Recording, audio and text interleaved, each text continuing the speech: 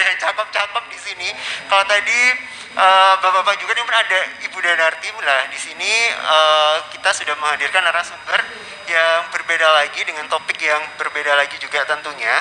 Nah, mungkin teman-teman Gensira juga agak bingung, ini siapa lagi sih bapak-bapak ini gitu. Nah, saya akan perkenalkan satu persatu. Mungkin dari yang sebelah saya yang berbaju kuning ada Bapak Danang Adi Kusuma MPD selaku Kepala Biro Pendidikan, Kemahasiswaan dan Kerjasama. Selamat siang Pak Danang. Ya, selamat siang Mas Dimas. Sehat Bapak? Alhamdulillah, sehat, tetap semangat. Iya. Selamat siang kepada mahasiswa baru Gensira UTP Surakarta. Selamat Anda semua menjadi bagian dari keluarga besar Sivitas Akademika UTP Surakarta. Baik, selanjutnya di sebelah Pak Danang ada Bapak Slamet Santoso MPD, Kepala Bagian Kemahasiswaan dan Kerjasama. Selamat siang Pak Slamet. Selamat siang Mas Dimas. Sehat Pak Slamet? Alhamdulillah, harus selalu sehat, segar dan bugar. Iya. Baik, nah tadi mungkin kalau teman-teman juga mengingat ya pagi tadi Pak Slamet juga selaku Ketua Panitia ya, jadi sudah memberikan sambutannya. Nah, selanjutnya ada Bapak Dr. Ahmad Fathul Aziz MP selaku Kepala UPT Perpustakaan. Selamat siang. Selamat siang Mas Dimas. Sehat Bapak? Alhamdulillah sehat. Alhamdulillah ya Pak, sehat ya. Semoga nanti juga apa yang disampaikan oleh Bapak Aziz bisa disimak ya oleh teman-teman semuanya, karena ini juga cukup penting juga di UTP Surakarta. Dan selanjutnya ada Bapak Sumina STMT. Selamat siang. Selamat siang Mas Dimas. Siang Bapak Sumina. Ya, Beliau Pak. adalah Dewan Etik Bagian Kemahasiswaan. Nah, jadi untuk teman-teman semua, beliau-beliau ini berkecimpung di dunia kemahasiswaan, pendidikan. Nah, juga tentunya juga akan memaparkan beberapa materi juga ya Bapak-bapak semuanya tentang semua yang berhubungan dengan kemahasiswaan. Nah, jadi nanti teman-teman nggak perlu bingung lagi nih di rumah saat kuliah sudah dijalani baik online maupun offline. Nah, mungkin tidak usah berlama-lama lagi. Saya akan mulai dari Pak Danang yang akan menyampaikan kiat sukses belajar dan sistem pembelajaran hybrid. Nah, ini seperti apa? Mungkin Pak Danang bisa dijelaskan. Ya, terima kasih atas waktunya Mas Dimas. Selamat siang kepada para mahasiswa, ya khususnya Gensira, ya, generasi siap juara Universitas Tunas Pembangunan Surakarta. Di sini mungkin saya secara singkat nanti akan menyampaikan beberapa hal terkait akademik, kemahasiswaan dan kerjasama. Hanya nanti mungkin saya fokuskan terkait bidang akademik. Ya, nanti mungkin yang kemahasiswaan dan kerjasama akan banyak disampaikan oleh Pak Slamet Santoso selaku Kepala Bagian Kemahasiswaan dan Kerjasama. Jadi ada beberapa hal yang harus dipahami, yang harus familiar nanti ke depannya selama kalian semua menjadi mahasiswa di UTP Surakarta. Jadi di Biro Akademik, ya, Kemahasiswaan dan Kerjasama ini nanti akan banyak berhubungan ya dengan para mahasiswa, ya, baik nanti terkait pelayanan, ya, pengajaran maupun terkait kemahasiswaan. Jadi langsung saja di slide berikutnya. Jadi apa itu kewajiban mahasiswa? Ya, jadi mulai dari awal, ya, setelah kalian diterima menjadi mahasiswa baru di UTP Surakarta, mulai sekarang harus bisa atau harus familiar apa itu SIAKAD. Jadi SIAKAD, Sistem Informasi Akademik yang ada di UTP, itu harus setiap saat, ya, setiap waktu untuk bisa diakses oleh para mahasiswa. Fungsinya apa? Karena memang di sistem informasi akademik itu nanti mahasiswa akan merencanakan, ya, terkait mata kuliah yang akan diambil, terkait jumlah SKS yang akan diambil, dan juga nantinya bisa mengetahui hasil pembelajaran selama perkuliahan satu semester. Jadi nanti harus mulai dari sekarang harus mulai familiar terkait dengan siakat itu. Dan itu nanti sampai nanti setelah menjelang lulus itu juga tetap harus bisa mengakses ya terkait siakat itu. Jadi mungkin slide berikutnya. Nah, mengapa siakat itu penting ya? Dengan sistem informasi akademik itu penting ya, karena itu sebagai portal akademik ya, sebagai administrasi dalam proses perkuliahan, Mas. Jadi mahasiswa itu dari awal nanti akan merencanakan melalui sistem siakat itu, dan nanti bisa diakses baik nanti pada saat awal, pada saat pertengahan maupun pada saat akhir. Yang pertama terkait aktivasi kuliah mahasiswa. Jadi status aktivasi setiap semester. Jadi data di aktivasi siakat ini harus dilaporkan di setiap semester. Yang kedua, kartu rencana studi. Jadi KRS. Nanti kita sebagai mahasiswa itu harus juga familiar apa itu KRS, dan nanti mungkin ada apa itu KRS. Jadi kalau KRS itu kartu rencana studi. Jadi di awal sebelum melaksanakan perkuliahan itu mahasiswa harus mengambil mata kuliah sesuai apa yang direncanakan, mata kuliah yang akan diambil. Jadi sesuai dengan status aktif. Jadi kalau memang tidak mengambil mata kuliah, berarti nanti dia tidak akan terdaftar di mata kuliah tersebut. Jadi nanti tidak dianggap untuk mengikuti perkuliahan. Yang berikutnya kartu hasil studi atau KHS. Nah, itu nanti di akhir perkuliahan, di akhir semester itu nanti nilai mata kuliah yang diambil akan diketahui hasilnya atau nilainya. Jadi nanti apakah sudah lulus dengan memuaskan, ataukah lulus dengan minimal, atau bahkan tidak lulus. Dan itu nanti harus segera ditindaklanjuti oleh mahasiswa. Dan yang penting yang terakhir itu di data. Jadi di data siakat itu sejak awal sedini mungkin itu harus diisi, dilengkapi sesuai dengan identitas masing-masing mahasiswa.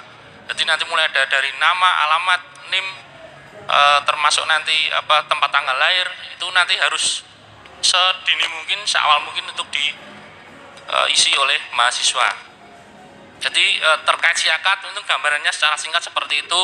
Nanti ke depannya kalau sudah nanti familiar itu nanti akan mudah atau akan terbiasa. Yang kedua terkait pelaporan data. Ya, jadi semua aktivitas kegiatan akademik itu akan dilaporkan pada PD Dikti. Jadi Pangkalan Data Pendidikan Dikti Kementerian Pendidikan Kebudayaan dan Ristek. Jadi itu semua aktivitas kegiatan mahasiswa itu setiap awal semester itu akan dilaporkan, karena nanti akan terintegrasi ke data-data terkait dengan kegiatan kemahasiswaan. Jadi nantinya data itu akan diintegrasikan atau untuk menentukan penomoran ijazah nasional atau PIN. Jadi nanti ijazah itu semua sudah ditentukan oleh Kementerian Pendidikan dan Kebudayaan. Jadi fungsinya tadi untuk data-data pribadi, pengisiannya itu memang untuk integrasi terkait PIN, termasuk juga sivil. Jadi ada sistem elektronik verifikasi. Jadi data-data termasuk nanti KHS, termasuk nilai-nilai tadi terintegrasi ke Pangkalan Pendidikan Tinggi. Jadi semua data yang dari kampus itu nanti secara otomatis itu akan terintegrasi. Itu yang menjadi poin. Makanya dari awal mahasiswa harus selalu ngecek dari awal terkait dengan siakat. Untuk itu agar semua itu bisa lancar berjalan dengan baik, ya. Jadi kami mohon untuk para mahasiswa agar melakukan administrasi akademik, baik itu aktivasi, baik itu KRS, sesuai jadwal yang sudah ditentukan sesuai dengan kalender akademik yang dibuat dari universitas. Jadi seperti itu gambarannya terkait siakat dan pelaporan data mahasiswa. Mungkin yang terakhir ini Mas Dimas, Ya. yang terakhir saya memberi trik terkait proses pembelajaran. Jadi mata kuliah di kondisi yang sekarang ini, jadi kondisi kita masih pandemi, itu diselenggarakan secara hybrid learning ataupun blended learning tadi yang disampaikan oleh Pak WR1, Pak Sabto. Jadi ada perkuliahan tatap muka, PTM, ya ada dengan LMS. Ya, LMS itu Learning Management System. Jadi sistem yang ada di kampus kita sudah memiliki. Jadi sudah ada e-learning UTP itu hanya nanti akan dikembangkan agar bisa nantinya mengakomodir semua mahasiswa yang ada di lingkungan UTP, termasuk Spada Indonesia itu yang sudah diinisiasi oleh kementerian, itu ada Spada Indonesia itu, dan nanti juga akan diintegrasikan dengan LMS UTP dan lain sebagainya. Mungkin ada Zoom, ya, ada Google Meet dan lain sebagainya. Yang kedua, mata kuliah praktikum bisa diselenggarakan secara luring atau tatap muka dengan persyaratan itu sesuai dengan ketentuan Kemdikbud-Ristek. Jadi nanti ada syarat-syarat yang harus dipenuhi, tadi sudah disampaikan, ada harus memang memenuhi protokol kesehatan, untuk kapasitas hanya 50% dan lain sebagainya. Tadi mungkin sudah disinggung oleh Pak WR1 juga.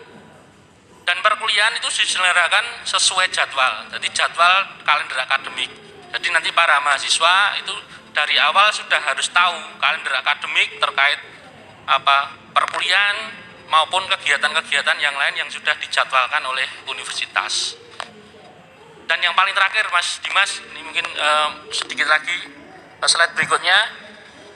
Nah, ini tips menjadi mahasiswa sukses. Ya, jadi banyak sekali cara-cara untuk menjadi mahasiswa sukses.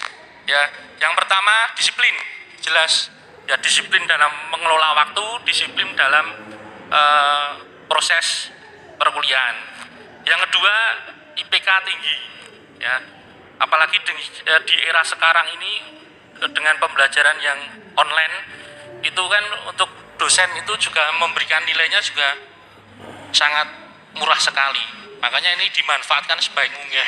Asal memang memenuhi ketentuan, ya, memenuhi beberapa elemen-elemen yang diberikan oleh dosen, itu saya rasa IPK tinggi itu bukan hal yang mustahil. Yang berikutnya soft skill, ya, soft skill. Jadi kemampuan-kemampuan lain selain kemampuan-kemampuan akademik.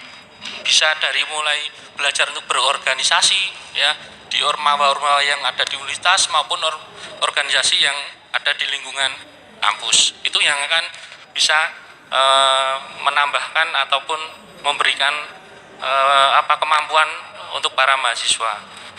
Yang berikutnya juara. Ini yang paling penting karena tagline kampus kita kan sesuai dengan tagline ya. Juara. Jadi juara dalam hal apapun, ya. Jadi bisa dalam kegiatan kemahasiswaan, bisa dalam kegiatan-kegiatan yang akademik maupun yang non akademik. Jadi itu tips-tips menjadi mahasiswa sukses. Dan yang paling terakhir, Mas Dimas, ini yang harus mulai dipahami oleh para mahasiswa baru. Sekarang kalian sudah menjadi mahasiswa, jadi sudah pola pemikiran sudah harus dewasa. Apalagi dengan era sekarang yang harus digital, ya, mahasiswa harus sering belajar untuk menulis, ya, terutama mereview. Tadi ada juga tugas terkait mahasiswa yang harus mereview kegiatan ini. Jadi mereview jurnal, ya, menulis artikel dan lain-lain sebagainya. Jadi mulai dari sekarang harus dibiasakan untuk mahasiswa untuk mereview jurnal ataupun menulis artikel-artikel, karena nantinya akan menjadi syarat untuk kelulusan.